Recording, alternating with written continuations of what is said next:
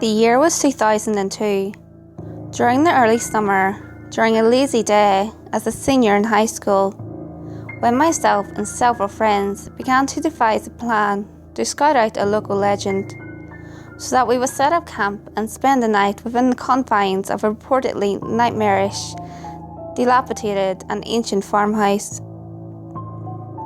This initial group was myself, my closest friend Booth, and two brothers whom we went to school with, whom I'll refer to as S and I.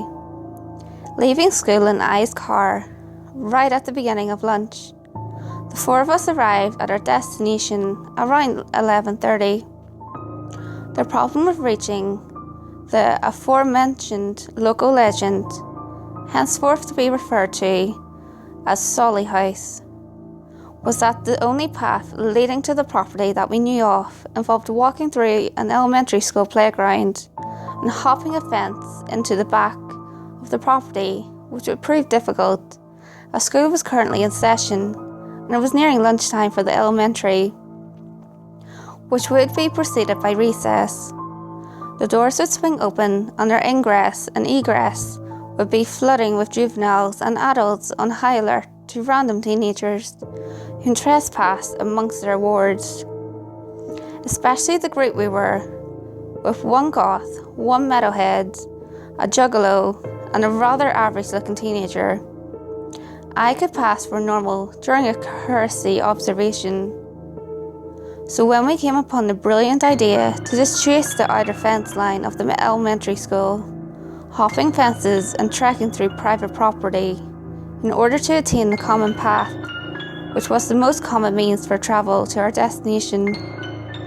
As we were entering the trail behind the school, children began screaming out of the building and flooding the playground, like a cavorting and screaming cancerous mass, which engulfed the brightly painted metallic structure and rusting swings, which squeaked to life under the movements of the exuberated youths. We gave the scene a glance over our shoulders, but only for a moment. As we neared our destination, as Booth, I, and S continued their boisterous conversations about topics typical to teenage males, I began to ready my camcorder for the purpose of recording the rustic home and outbuildings, for the purpose of planning our stay over, and just to be one of the few groups to take video documentation of an exploration of the house, which is the portion of the property which was the most legendary in that particular community. Or perhaps I should refer to it as infamous for the reasons of its notoriety. We arrived on the spot to scenery that I can only describe as Texas Chainsaw Massacre-esque. A crooked two-story house loomed up a small incline, drifting up from waist-high yellowing grass, stretching like a malevolent gargoyle of a forgotten era, ripping free from the confines of humanity's peeling white banner. The paint reached away from the house in long strips, as if attempting to free itself from the foreboding atmosphere which resonated from the house, despite the clear blue skies with a high noonday sun. To our almost immediate left was a small cemetery which aided age to the scene, as family plots for the personal burying of corpses was a tradition which had fell into unpopularity many years previous. The unattended landscape was wild and engrossed on the granite grave markers to a degree which could almost be referred to as completely. Greenish grey stone rising like silent monoliths from the grasp of Mother Nature's oppression, like a testament to the livelihood of those individuals whom succumbed to their fates. We were feeling inquisitive and spread out in singles to mill amongst memories of past lives, reading names and dates as best we could out of our own morbid curiosity. Every name on the gravestone was Solly, but we were unable to glean much from our observations. So after several pictures were taken with a disposable camera and a short videotape tour of the area, we turned to the other out structure which dominated this partition of the land, which was the barn. It rose above us, instilling its dominance over us by its sheer progenitor's size compared to us. We were ants standing before a child whose malice gave us all pause. This was an impressive feat in itself, seeing as how the majority of this group were experienced ghost hunters, and it was broad daylight. Someone suddenly spoke up, I believe it was Booth, and said to the group, "Fucked up. We should have saved that for when we stay." We all agreed, although it may have been more because of a lack of desire to actually set foot within that place at this very moment. We were not ready for that. So, the last thing we had to do on this excursion is to enter the house where the tragic events of the legend had transpired and, reportedly, had the most paranormal activity within it. So it was the place we were planning on actually hunkering down within for the night, so it was most important, for several reasons, that we fully document so we knew what sort of area and size of space we would be working with for the group to occupy. It was immediately apparent that this tomb of forgotten events and tragic memories wasn't completely untouched by the actions of modern world, as the walls were littered quite heavily in certain areas with graffiti which ranged from biblical passages to the twisted script of a vandal practicing his craft for moving on to more visible canvases. Immediately, to scoot the mystique of the structure within which we found ourselves. However, we had come this far and we needed to follow this endeavour through to fruition, even if only for the sense of duty and the desire to fully know if this place was a hub of supernatural energies. So we toured the house in two groups of 2 men, with myself gathering the distinction of exploring the ground level and the basement with Booth at my hip, and the half-brothers, A and S, heading to the second floor if the stairs were structurally viable for traversal. Our first destination was to the rear of the house, in an attempt to find an aperture to make an entrance into the basement, but the outside cellar door was locked with a series of padlocks, and the inside entrance to the basement was berthed of a stairway to the bottom. But this inspection gave Booth and I a perfect view into the basement, which was comprised of a gloom so thick that it couldn't be permitted by the sunlight streaming in past our bodies, which stood rigid in the doorway. We almost visibly shuddered, as the basement was supposedly the epicentre of activity. A portion of the legend of Solly House was an infanticide which took place in the basement. The ghastly wailing of a pained infant is supposed to ring through the hollow house at varying times during the night. A depressing thought, especially as I look back on it from the perspective of father, as I have a child in the intervening years since this event happened. But this detail, which popped up in every story, collectively, had heard up until point. So it was one of the purported activities that we were mad about attempting to document. So when we came into the realization that we wouldn't be able to access the basement without spelunking gear, which we had none of because it's Maryland and we don't spelunk. We don't even have caves in 99% of the state. Inconsequential though. However, we uncovered a direct link to the basement in the form of a rotted hole in the floor with a diameter of approximately 3 feet. So we determined the best we'd be able to accomplish is posting something at the mouth of that hole for the night, while trying off the camcorder if it was able at that moment, or a voice record with a rope and lowered it to the basement floor from the ground level. It'll have to do. Again, we took a moment to gaze into the abyss, allowing our subconscious to drift with our gazes locked into the unknown, hoping any sight of movement or the fainted echo of a baby crying as they perched themselves on the unsteady edge of the mouth of darkness. But nothing. Despite the general creepiness of old places, the exploration and examination of the video recorded was pretty basic and uninteresting, but that information is rather irrelevant for this story.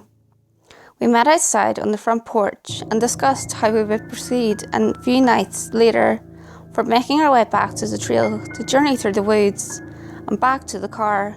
But as we walked between the twin centricles of the barn and the cemetery, we all slowed our walk until we had stopped. Our eyes lingered on the warped wood of the barn, which entranced us into a silent reverie, which wasn't broken until someone spoke. I'm not entirely sure who suggested it, but I know we all corroborated the thought, and before any of us realised the possibility hazardous connotations of our actions, we were carrying a headstone out of the cemetery and towards the car. Luckily for us, the exploration as a whole activity had taken several hours longer than we had planned to, so it was nearly evening by the time we had officially made our exit, which meant we hadn't needed to worry ourselves about children and their schoolmasters watching us carry a small granite headstone out of the woods, across the playground and across the parking lot, for loading it into the trunk of our car. Was I aware of what I was doing by perpetrating the discretion of a poor soul's final resting place? A poor soul who may have been a victim of a slaughter which had taken place in that very farmhouse we were entered into earlier. Yes, I was, but I was young and I didn't care. So we fled the scene with our souvenir and went with Ed to Wolf Homestead, where he had band practice. Booth, S and I decided to tag along, because there would be several people there who were planning on joining us for conquering Solly House. So after practice would be good opportunity for further the plans that we started discussing while still at the property. We drove and arrived there without consequence, and the band practiced their brand new nu metal to the best of their abilities. When we were finally able to have Ida sit down, us four were joined by Wolf, the vocalist, and B, a tech or roadie, and spoke of the best way to stage the overnight ghost hunt. B decided to man the basement hole. Booth and several others would stay in the barn, and everyone else would scatter across the ground level and second floor. But the portion pertinent of this story came afterwards, when we begged Wolf to come to Ed's car with us, so that we must show our souvenir. Wolf was nonchalant about it, but offered for us to keep it at his house, since we never decided what we would do with it, as none of us were particularly interested in keeping it for any indefinite length of time. So having found it a home, we happily moved it into Wolf's room, where he placed it behind his coach. He informed us that his mother would flip out if she found it. So having hidden it, we wished him and his sister farewell, and let them know we'd be back that weekend to pick him up to go to Solly House. Everything was quiet for the next few days. We begrudgingly survived school for the remainder of the week, until we could finally get our expedition underway. It was pretty much the only thing I had to look forward to at that moment in my life. So on came Saturday, and we piled into A's car to go and scoop up Wolf, and head to a marina down the street from Solly House, where we would all plan to meet up, since the group was too large to fit into a singular automobile. It only took about 5 minutes to drive to Wolf's from my house, so before I knew it, we were pulling up to the curb and hopping out of the vehicle to enter the home. Something immediately struck us upon entering. Kay, Wolf's sister, looked like she hadn't slept in days. The living room was the centre of a torrential maelstrom, a vortex of refuge and laundry, which was completely uncommon. The Wolf home may have been something of a party house, but it was always confined to 1 or 2 bedrooms, leaving the rest of the house to remain tidy due to the hard work of Kay and Mama Wolf. But now, the living room was a disaster, and I could see an abundance of food smeared across the floor in the kitchen and dining rooms. Wolf picked out of his room and waved us over, looking equally as ragged as his unusually gorgeous younger sister. we entered into the sight of the gravestone sitting tall in the centre of Wolf's floor. It took us aback for a moment by the sheer surprise at seeing that object, which we had washed our hands off, and also shook for fear that Wolf's mother would see it. However, it seemed that we were already past that point. Wolf started by pointing at it before saying one line, which helped us fill in the blanks for the previous week for the wolves. "Get it the fuck out of here." We quickly agreed to take it from then, to reburden ourselves with the stone, but asked for an explanation of what had happened. We were then filled in on what had transpired over the course of the last few days. It started small, the night in which we dropped the stone off. Whispers in the next room, which was empty upon visiting it. Things being moved or lost. Dishes falling from the table. But things quickly escalated. Wolf was pulled from his bed, from a deep sleep by his hair. Kay's necklace was pulled tight in the shower, which strangled her almost to the point of loss of consciousness. Furniture was thrown across rooms. Mama Wolf quickly wanted to know why this was happening, and Wolf was forced to confess our transgressions and showed her the headstone which he had been hiding behind his couch. She flipped objects, started flying across the room spontaneously, and she declared that she would be gone until that fucking thing and the visit it brought with it was gone, leaving Wolf and Kay to fend for themselves in this event. It was at that moment when I was struck with a thought. What if the gravestone belonged to the individual who committed the Solly House massacre, not suffered it? What if a man who murdered his entire family, full of decades or centuries of time to twist his already malice hate? What if it didn't stop when we took the gravestone, or what if it attached it to us instead? What if we fucked up? This paranormal activity continued to happen, even as we hauled the stone from the house, by being pelted with clothes and magazines, as he moved the stone out of the house. The gravestone went into A's car. Booth and S decided to stay behind and attempt to help Wolf's siblings recover from their ordeals, and A and myself sped back to the elementary school, which acted as our gateway to the Solly House. This next portion I'm almost hesitant to iterate, for someone because it paints myself in a terrible light, but for the sake of completing the story, I shall state it here.